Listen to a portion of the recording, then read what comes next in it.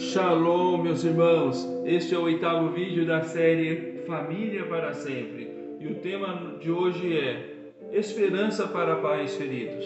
Shalom, igreja! O 15º capítulo do Evangelho de Lucas é conhecido como o capítulo das coisas perdidas. Isso porque ele traz 3 parábolas falando sobre perdas. E uma delas é a parábola do filho perdido, ou a parábola do filho pródigo.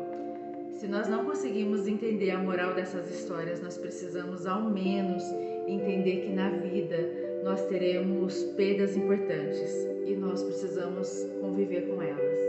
Nós teremos altos e baixos, mas como cristãos, nós precisamos vigiar o nosso comportamento o tempo todo. Agora, na parábola do filho perdido, eu te convido a olhar para o comportamento desse pai, que triste, ferido, representa o próprio Jesus. Os filhos dessa parábola, eles representam basicamente 2 tipos de pessoas. Aquelas que persistem em continuar com o coração machucado e aquelas que, mesmo com o coração machucado, mesmo sabendo que machucaram outras pessoas, elas decidem voltar. Nosso Pai Celestial, ele tem 2 tipos de filhos, o perdido e o encontrado. Por isso essa parábola ela precisa trazer esperança para você, pai e mãe, que está chateado, está triste porque o seu filho saiu da rota. Nós podemos apontar para 2 tipos de pais. Aqueles que vieram para Jesus já numa fase adulta, uma fase madura, já com os filhos adultos, e os seus filhos decidem não seguir a Jesus assim como os pais. E essa situação gera dor e tristeza no coração dos pais. E também tem aqueles pais que criaram seus filhos já nos caminhos do Senhor, já trouxeram eles dentro do ensinamento dos princípios bíblicos, e quando eles chegam na fase adulta, eles decidem se desviar dos caminhos do Senhor. E essa situação, além de trazer dor e tristeza, também gera um questionamento, porque os pais têm dificuldade de entender o porquê seus filhos se desviaram, mesmo sendo criados dentro dos princípios bíblicos. Essa é uma realidade que não é apenas dos tempos modernos. Quando nós olhamos para a Bíblia, nós vemos diversos pais que os seus filhos foram criados nos princípios e se desviaram também, como é o caso de Adão, de Noé, de Eli, de Davi.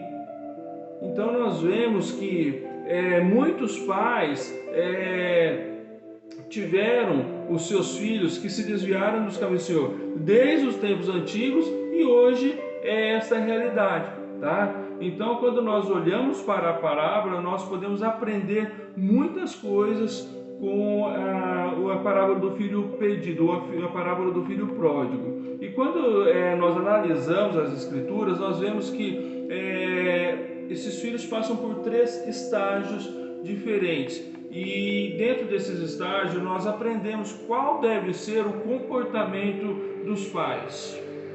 Vamos lá então. O primeiro estágio é a rebelião. Em todo relacionamento entre pais e filhos existe uma disputa de poder. Quando os filhos nascem, os pais têm total domínio sobre a vida deles, mas à medida que eles vão crescendo, os pais vão delegando esse domínio aos seus filhos.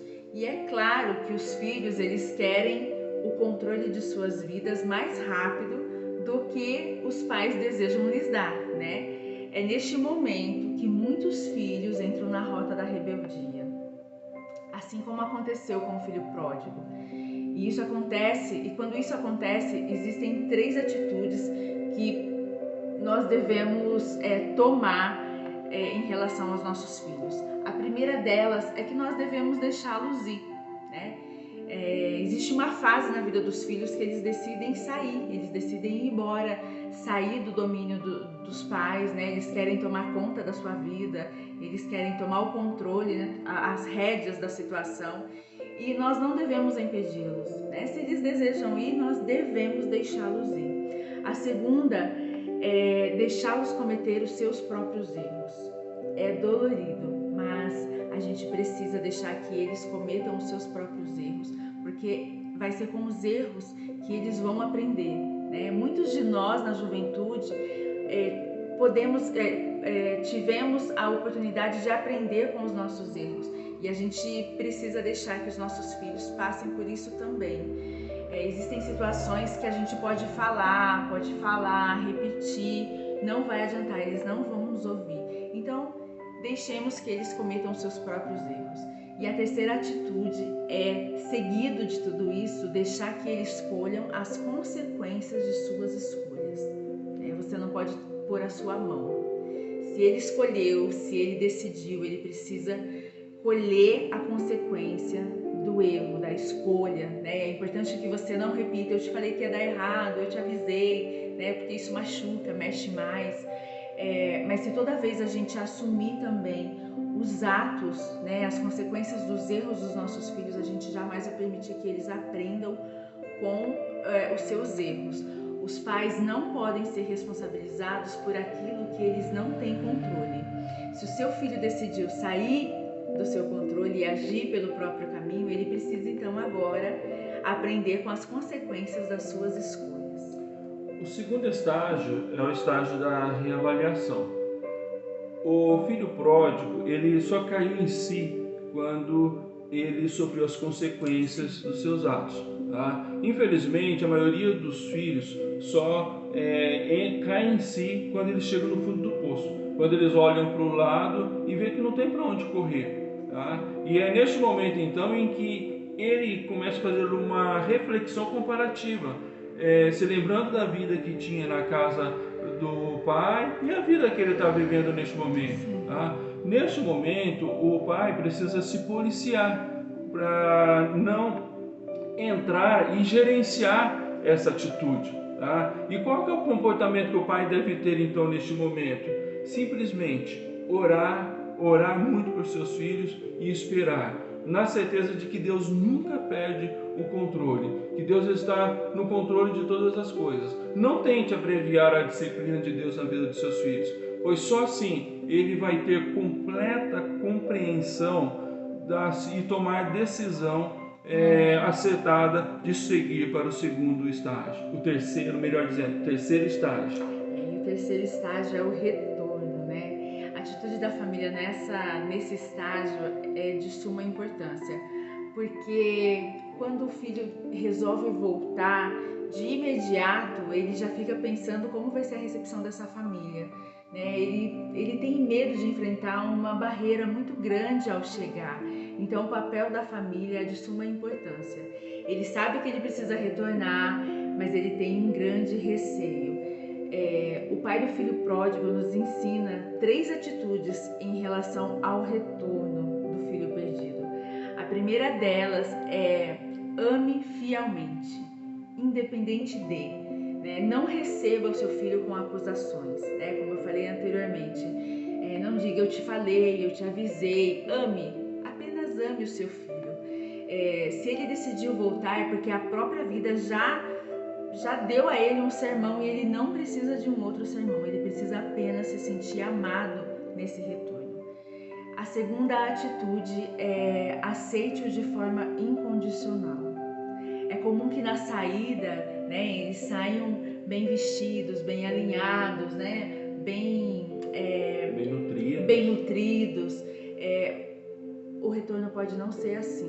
Então aceite-os de forma incondicional, do jeito que eles estiverem, Lá na parábola do filho pródigo, você vai ver que o pai não esperou que ele tomasse um banho para poder abraçá-lo, Ele não se importou. Esse filho, ele vinha de um cuidado com porcos, Imagina o cheiro ruim, mas o pai o abraçou. Então receba-o de forma incondicional. E a terceira atitude que a gente aprende é que precisa ter perdão. O perdão, ele é talvez uma das atitudes mais importantes aí. É óbvio que a rebeldia, que esse filho, o comportamento desse filho, essa rebeldia gerou pecado, gerou feridas no coração do pai.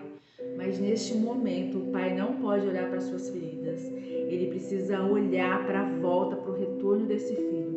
O foco não pode ser a saída, mas sim o retorno. Isso é muito importante e vai fazer total diferença. Não espere o seu filho pedir perdão. para que você pronuncie o perdão. Perdoe de imediato. É importante que o filho ele sinta segurança, né, na volta, e ele tenha segurança que ele alcança de volta o teu amor.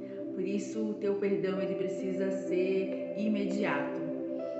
Nossa oração nesse estudo, né, nossa oração nesse capítulo, nesse vídeo, é para que todos os pais possam alcançar os seus filhos que estão perdidos. Que nenhum pai possa viver longe do seu filho, que nenhum pai do nosso meio possa ver o seu filho sair da rota. E mais ainda, que se o seu filho está nessa rota do retorno, se o seu filho está retornando, que você possa viver a grandiosidade do retorno, né? De tê-lo de volta, de poder abraçá-lo, de podê-lo receber em casa mais uma vez. O nosso pedido a Deus é que nenhum de seus filhos esteja perdido, porque os nossos filhos eles são gerados para a bênção e não para a maldição. Amém? Que Deus abençoe você, que Deus abençoe a sua família, os seus filhos, e que você viva de forma abundante a alegria de tê-los em casa. Amém. Forte abraço, que Deus te abençoe e até o próximo vídeo. Deixa aí seu like, compartilhe esse vídeo para edificar outras vidas. Amém. Deus te abençoe.